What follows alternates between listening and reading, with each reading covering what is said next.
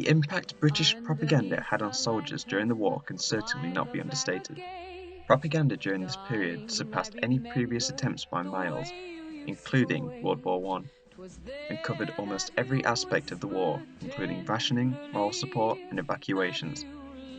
Correct support from propaganda was especially important for Britain, as it was constantly under threat of invasion by Germany, as fellow countries like France had already fallen.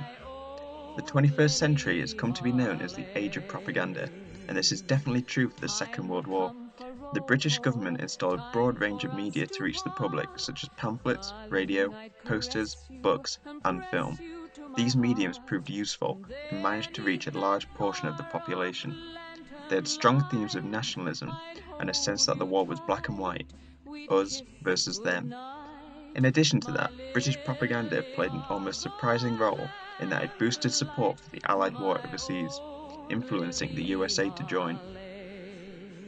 British propaganda film London Can Take It was released in 1940 and showed the US public Britain's resilience against German air raids as an attempt to gain their support. However, historian Philip Taylor criticizes America for not doing more to help Britain as a result of these films. What's clear in the film is that it takes a light-hearted and hopeful tone while displaying the British stiff upper lip mentality and people carrying on with their lives, despite what's going on around them. Films like this were common around this period and always carried a similar message. Other films released around this time, such as Now You're Talking, played on a different message, one of wartime secrecy, wanting not to speak indiscreetly in the workplace in fear of releasing secrets to the enemy. Historian James Chapman argues that there was one theme which was prominent above all others in propaganda, which was the part played by the ordinary men and women, and mentions its role in social change.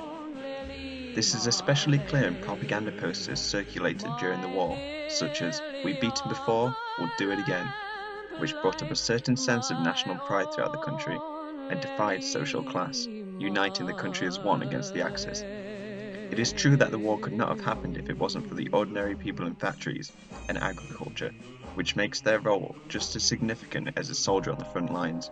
Poster campaigns catered to this growing demand, such as Dig for Victory, which encouraged growing your own food to aid rationing.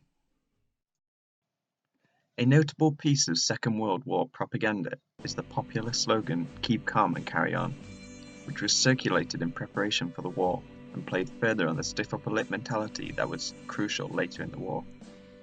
This is a significant piece as it has stood the test of time and remains popular even today. British World War II propaganda centered around shaping the public perception of war through manipulation, which heavily became a concept in the period after the war. This is a theme I will discuss. It's tricky to view propaganda as a historical source due to the biases presented. The messages were heavily laid onto the people and had the aim of uniting the population as one entity, making propaganda completely one-sided. This can be seen evidently from both sides of the war, as both the British and German propaganda sources had themes of nationalism and heavily stereotyped the enemy. Joseph Goebbels, Nazi Germany's propaganda minister, once said, "The best propaganda is that which, as it were, works invisibly, penetrates the whole of life without the public having any knowledge of the propagandistic initiative."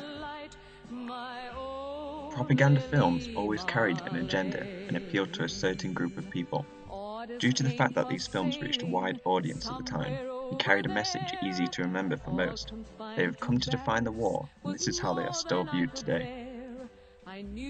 In conclusion, British Second World War propaganda played a crucial role in the public perception of war. Along with other major countries that broadcast propaganda to gain support, it played heavily on themes of nationalism. It successfully reached its desired audience, the British public, and managed to unite the country as one in a time of need. However, in order to do this, manipulation and deceit were used throughout the government in order to stir up a wartime atmosphere amongst the people.